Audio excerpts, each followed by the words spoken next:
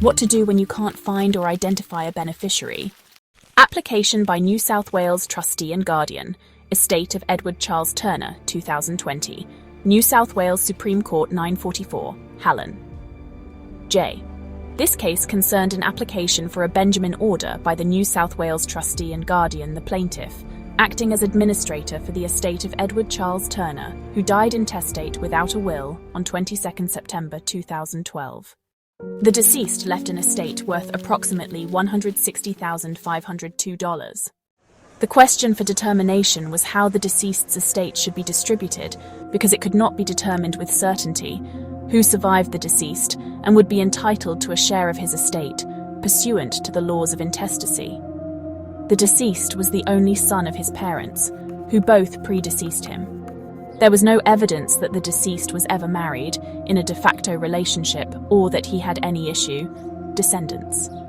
The plaintiff was able to identify 3 of the deceased's grandparents, all of which had predeceased him, but was unable to identify the deceased's paternal grandfather. The plaintiff sought the direction of the court in relation to whether additional searches ought to be conducted to ascertain the identity of the deceased's paternal grandfather. The deceased's paternal grandmother had a number of children with a man who was not confirmed to be the deceased's paternal grandfather. Each of these children were the deceased's half-uncles or aunts, however all predeceased the deceased. Additionally, all of the deceased's maternal uncles and aunts predeceased him. The deceased's uncles and aunts had several children, the deceased's cousins, some of which had predeceased the deceased but had left children of their own.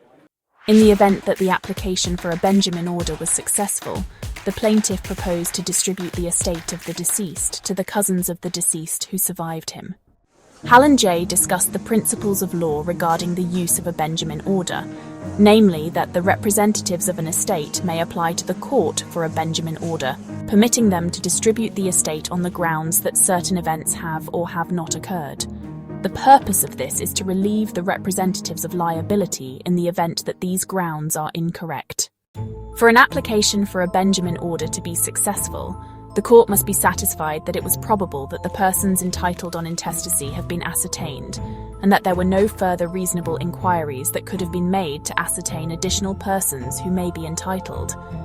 Hallen J. was satisfied that the relevant inquiries had taken place.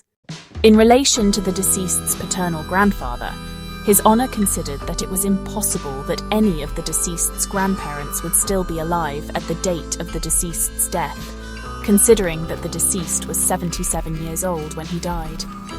Even if that were not the case, His Honour noted that having regard to the size of the estate, it was impractical to conduct a next of kin inquiry, as was suggested in West v. Weston in 1998.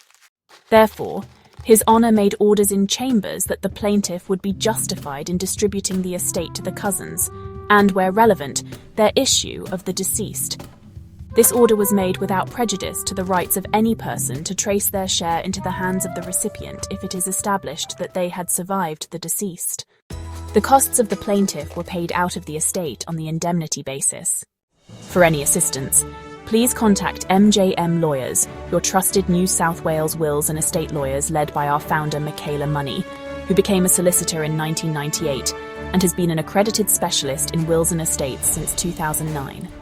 Visit www.mjmlawyers.com.au to book an appointment or call +6 1028 80893139. With a wealth of experience, Michaela Money and the team are here to guide you with confidence. Liability limited by a scheme approved under professional standards legislation. Disclaimer. This post contains information of a general nature only and is not intended to be used as advice in relation to a specific matter. Although every care has been taken in preparing the document, it may not be accurate or complete, particularly in the context of specific circumstances. MJM Lawyers disclaims responsibility for any errors or omissions.